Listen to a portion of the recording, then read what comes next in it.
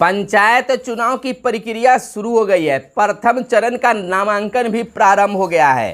प्रथम चरण का मतदान 24 सितंबर को होगी और इस बार बहुत कुछ अलग ढंग से हाई टेक्नोलॉजी के रूप में पंचायत चुनाव कराया जा रहा है और करीब करीब हर प्रखंड में 10% बूथों पर लाइव टेलीकास्ट वाईफाई की व्यवस्था भी होगी।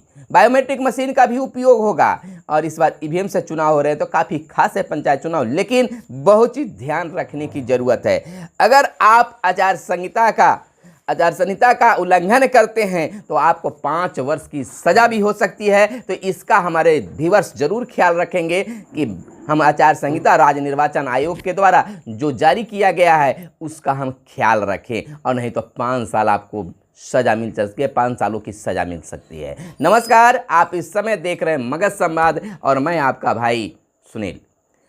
तो चलिए हम खबरों की शुरुआत इस ओर करते हैं कि आचार संहिता पर हमें ख्याल रखनी चाहिए और नहीं तो 5 सालों की हमें सज़ा होगी। आइए देखिए, हम इस पर बताते हैं एक विशेष रिपोर्ट। देखिए, राज्य निर्वाचन आयोग ने चुनाव से जुड़े अपराधों से संबंधित पूरी जानकारी जारी कर दी है। इसके तहत प्रत्याशियों या उसके समर्थकों द्वारा नियम विरुद्ध व्यवहार या प्रचार किया जाता है तो उनको सजा का प्राविधान किया गया है। पंचायत चुनाव में 2,55,000 से अधिक पदों के लिए करीब 10 लाख प्रत्याशियों के मैदान में उतरने की संभावना है। ऐसे में प्रत्याशियों को चुनाव प्रचार के दौरान सचेत होने की आवश्यकता है। राज्य निर्वाचन आयोग द्वारा आचार संहिता के उल्लंघन की स्थिति में संबंधित व्यक्तियों पर कार्रवाई करने का वैधानिक उपबंध है, जिसमें भारतीय दंड संहिता की विभिन्न धाराओं में सजा का प्राविधान किया गया है। अगर कोई प्रत्याशी धर्म, नस्ल, जाति, समुदाय या भाषा के आधार पर विभिन्न वर्गों के बीच शत्रुता या घृणा फैलाता है तो उसको 3 से 5 वर्ष की सजा मिलेगी।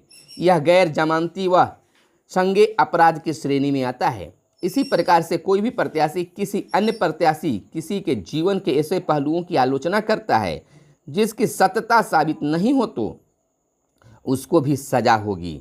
यह जमानती अपराध है जिसकी सुनवाई प्रथम श्रेणी के मजिस्ट्रेट के समक्ष होगी। इसी प्रकार से निर्वाचन प्रचार के लिए मस्जिदों, गिरजाघरों, मंदिरों या अन्य पूजा स्थलों का प्रचार मंच के रूप में करना भी गैर जमानती अपराध की श्रेणी में शामिल होता है।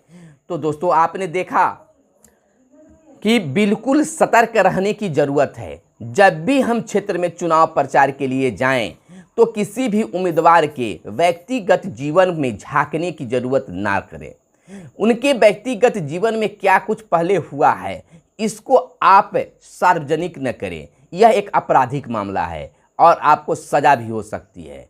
ख्याल रखें कि धर्म से जुड़े स्थलों को प्रचार का साधन न बनाएं, बैठक वगैरह न करें।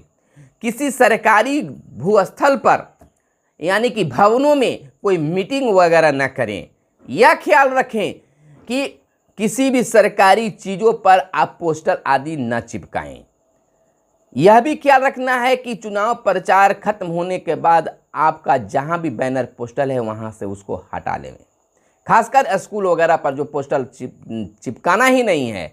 स्कूल, अस्पताल और पंचायत भवन, सामुदायिक भवन, इन तमाम भवनों पर उम्मीदवारों को पोस्टर नहीं चिपकाना है। ऐसा अक्सर देखा जाता है कि गाँव में जो बिजली के खंभे लगे होते हैं, उम्मीदवार जो है मतदाताओं को लुभाने के लिए प्रत्येक बिजली के खंभे पर बड़े बड़े पोस्टर लगवा देते हैं, हैंडविल वगैरह सटवा देते हैं। तो इन तमाम चीज़ों पर हमें ख्याल रखना है। सरकारी चीज़ों पर किसी प्रकार का पोस्टर आदि नहीं चिपकाना है। यात्री शेड में देखा जाता है कि उम्मीदवारों को बैनर पोस्टर सटे होते हैं, लगे होते हैं, तो वहाँ भी हमें बैनर पोस्टर नहीं लगाना है। आचार संहिता का यह उल्लंघन है। सबसे बड़ी बात है कि आप किसी के दरवाजे पर जाकर हो हल्ला नहीं मचा सकते हैं। किसी के दीवार पर बिना अनुमति के आप पोस्टर या बैनर नहीं लगा सकते हैं। अगर बिना अनुमति के बैनर पोस्टर लगाते हैं और उनके द्वारा अगर कंप्लेन किया जाता है तो आप पर आचार संहिता उल्लंघन का मामला बनता है और आप पर सजा का प्रावधान भी है। तो इन तमाम चीज़ों का आप ख्याल रखें, आप मस्ती से चुनाव रखें, इंजॉय के रूप में चुनाव लड़ें। आपका जो व्यक्तित्व है, व्यक्तित्व को लोगों के सामने प्रकाशित करें। ऐसे भी आप जिस पंचायत में रहते हैं तो आपके व्यक्तित्व से लोग भली भांति परिचित हैं। केवल उसको आप जनता के बीच में, मतदाताओं के बीच में रखने का काम करें। जो भी काम आपके क्षेत्र में होने वाला है, यह वादा कभी नहीं करें कि हम इस काम को करा देंगे। आप बताएं कि यह काम होना चाहिए था और इस फंड से इस काम को हो जाना चाहिए था, यह काम इस फंड से हो जाएगा, यहाँ से इस फंड को लाया जाएगा। तो आपको मतदाताओं में एक अच्छी पहचान बनेगी, खास पहचान बनेगी और वह मतदाता न चाहकर भी आपको वोटिंग करेंगे। तो सबसे पहले हम बात आपको कह देना चाहेंगे, हमारे व्यूअर्स सुन लें कि आचार संहिता का कोई वैसे नियमों का उल्लंघन न करें जिसमें चुनाव तो आपकी बाधित होंगी ही और आपको सजा भी हो सकती है। तो निश्चित अपने आप में चुनाव लड़े, अपनी बातों को लोगों के सामने रखें, अपने विचारों को रखें, अपने एक्टिविटी को दिखाएं, तो निश्चित तौर पर आपकी जीत होगी। शुभकामनाओं के साथ आप जीतिए। आपकी जीत की अग्रिम शुभकामनाएं देते हैं। इसी वाक्यांश के साथ हम आपसे लेते हैं विदा। फिर मिलते हैं अगले वीडियो में। धन्यवाद। जय हिंद, जय भारत, वंदे मातरम।